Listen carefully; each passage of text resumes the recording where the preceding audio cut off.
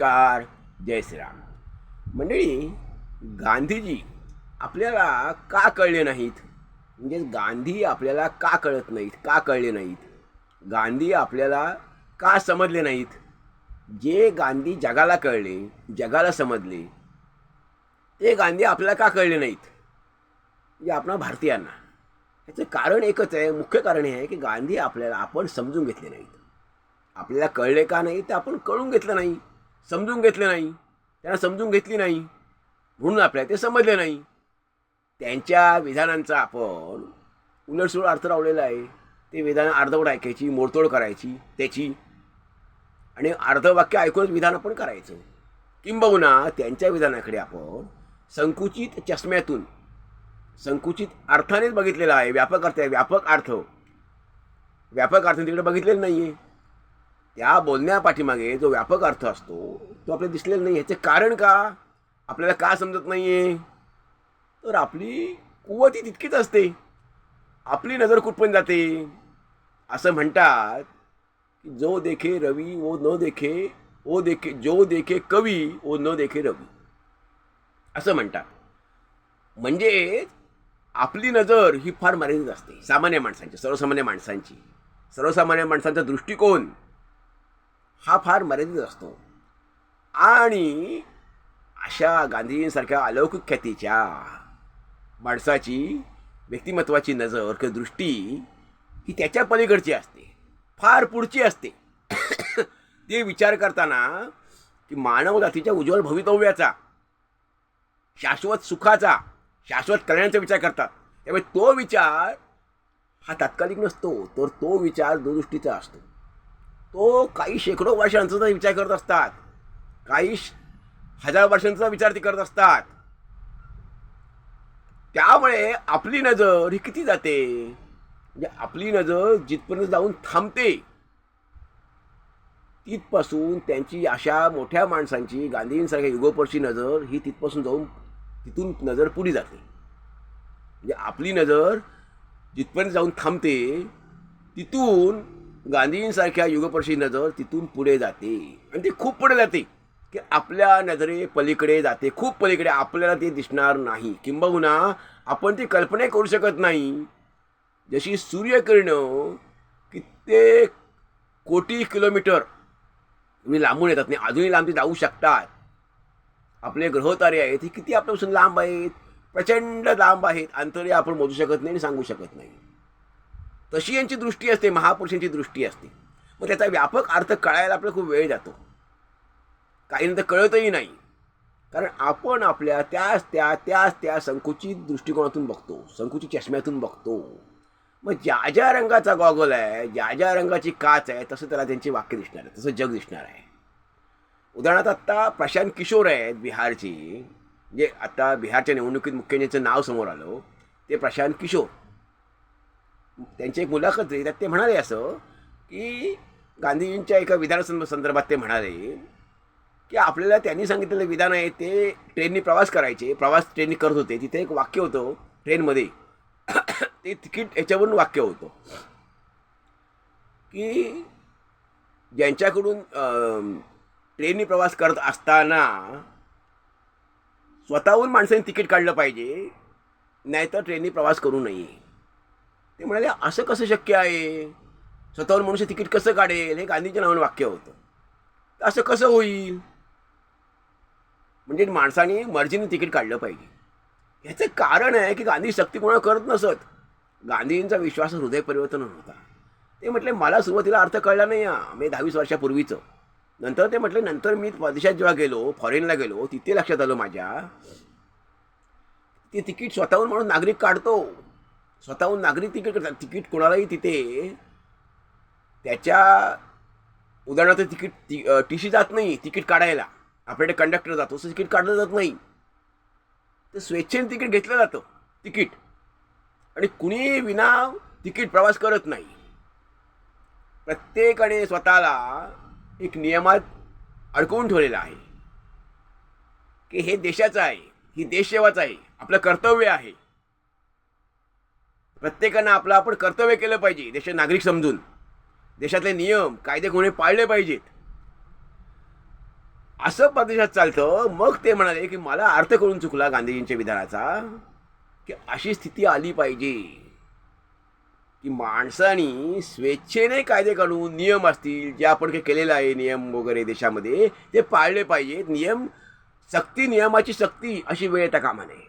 एवढा आमचा माणूस जागरूक झाला पाहिजे, एवढा आमचा माणूस प्रगल्भ झाला पाहिजे, एवढा आमचा माणूस कर्तव्यनिष्ठ झाला पाहिजे. तो कर्तव्यापासून का लांब पळतो माणूस? नागरिक कर्तव्यापासून लांब का पळतो? तर तो आपल्या शासनाचा हा पराभव आहे की तुम्ही त्यांना समजवू शकला नाहीत. नागरिकांच्या प्रजेच्या हृदयात तुम्ही स्थान मिळवू शकला नाहीत. ते तुम्ही प्रेमाने आणि कर्तव्यबुद्धीने तुमची कर्तव्य चोखपणे प्रामाणिकपणे पार पाडून प्रजेच्या हृदयात स्थान मिळवायचं आहे. सक्ती उपयोगाची नाही आहे. म्हणून गांधीजी कधीही कुठल्याही सक्तीची गोष्ट कधी करत नसत. त्यांचा विश्वास हृदय परिवर्तनच होता की हृदय परिवर्तने जगात बदल व्हावा, हृदय परिवर्तन होऊन मनुष्यात बदल व्हावा. मग समाजामध्ये कुठल्याही प्रकारचा तणाव, तंटा, भेद, राग, लोभ हे राहणार नाही.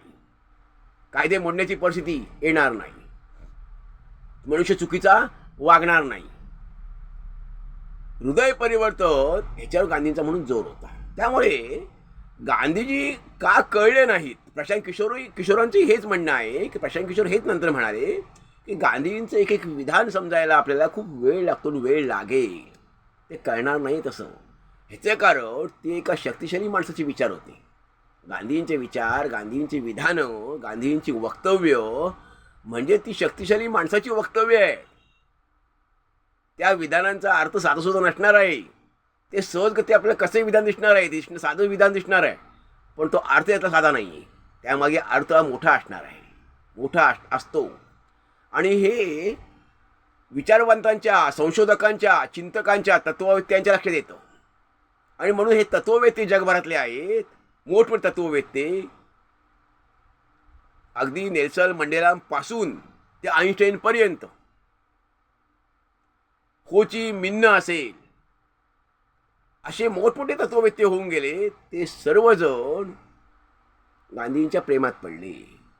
बर्नार्ड शॉ याच्यासारखा पत्रकार देखील त्यात होता. लुई फिशर नावाचा लेखकही त्यामध्ये होता. अशी मोठमोठ्या माणसांना गांधींच्या विधानाचा नंतर अर्थ कळला, उमगला. त्यांना हे कळलं की ही व्यक्ती काय ताकदीची आहे, काय क्षमतेची आहे. ही सगळ्या मर्यादा, जात पात, धर्म, देश, भाषा, प्रांत ह्या सगळ्या मर्यादा ओलांडून अख्ख्या जगाचा, मानवतेच्या कल्याणाचा विचार करणारी व्यक्ती आहे. आणि तेही कल्याण शाश्वत स्वरूपाचं कल्याण आहे. ते आजचं कल्याण नाही आहे, तात्पुरतं नाही आहे. म्हणून गांधींचे विचार हे जसा मनुष्य सुसंस्कृत होत जाईल, जसा मनुष्य अधिकाधिक प्रगल्भ होत जाईल, परिपक्व होत जाईल, विचारांनी प्रगल्भ होईल, विचारांनी तो सशक्त होईल, परिपक्व होईल, जाणता होईल, तसंच त्याला गांधींची विचार कळत जातील आणि गांधींच्या विधानाचा अर्थ कळेल. त्यामुळे प्रशांत किशोर म्हणाले त्याप्रमाणे की गांधीजींच्या कोणत्याही विधानांकडे तुम्ही एकांगीपणे बघू नका, संकुचित चष्म्यातून बघू नका, संकुचित अर्थाने बघू नका. त्या विधानांकडे व्यापक अर्थाने बघा. त्यामध्ये फार भावार्थ दडलेला असणार आहे. मानवजातीचं त्यामध्ये कल्याण, सुख, समाधान दडलेलं असणार आहे. कारण गांधी विचारांमध्ये मानवजातीचं कल्याण, आनंद, समाधान, स्वास्थ्य, निरोगी आयुष्य हेच दडलेलं आहे. गांधींना माणूस कसा पाहिजे होता? माणूस पण हरवलेला माणूस गांधींना नको पाहिजे होता. यंत्रवत माणूस गांधींना नको पाहिजे होता, नको होता. तर हृदयात ज्याच्या माणूस आहे, माणूस पण जिवंत असलेला माणूस त्यांना पाहिजे होता. नुसताच हाडांचा सापळा नको होता त्यांना. आत्म्याशिवाय शरीर उपयोगाचं नाहीये. असा आत्मा असलेला, जिवंत आत्मा असलेला माणूस गांधींना पाहिजे होता की तरच तो इतरांवर प्रेम करू शकेल, जगावर प्रेम करू शकेल आणि आदर्श वागणूक करू शकेल. त्याच्या हातून आदर्श वर्तन होऊ शकेल. तोच नागरिक अर्थपूर्ण जीवन जगेल. त्यामुळे गांधींचा विश्वास हा हृदय परिवर्तन होता. कुठेही सक्तीवर कायद्याची सक्ती करा, नियमांची सक्ती करा असं नव्हतं. म्हणून प्रशांत किशोर म्हणाले की गांधी का कळले ना आपल्याला, की आपल्याला त्यांची विधानं कळत नाही आहेत आणि तसं कळणं सोपंही नाही आहे. कारण गांधी हा मनुष्य इतक्या ताकदीचा आहे, तो मनुष्य साधा नाही आणि म्हणून जग आज त्यांच्या प्रेमात पडलं. गांधी विचारांचे जग प्रेमात पडलं. जसा समाज आमचा उन्नत होत जाईल, जसा समाज आमचा सुसंस्कृत बनत जाईल, अधिक अधिक प्रगल्भ बनत जाईल, वैचारिकदृष्ट्या समृद्ध बनत जाईल, तसं समाजाला गांधी कळत जाईल, समजत जाईल आणि मग गांधींच्या विधानांमध्ये त्याला भावार्थ आणि व्यापक अर्थ कळत जाईल. त्यामुळे मंडळी, आपल्याला गांधी का कळत नाहीत, का कळले नाहीत आणि ते जगाला कळले, आपल्याला का कळले नाहीत, तर आपण गांधी समजून घेतले नाहीत, आपण गांधी कळून घेतले नाहीत, म्हणून आपल्याला गांधी समजले नाहीत. त्यांच्या विधानांकडे आपण संकुचित दृष्टीने का पाहतो, का बघितलं, तर त्यांचा व्यापक अर्थ, त्यांची दूरदृष्टी आपल्या आवाक्यात मावणारी नाही, आपल्या आवाक्यात मावणारी नाही.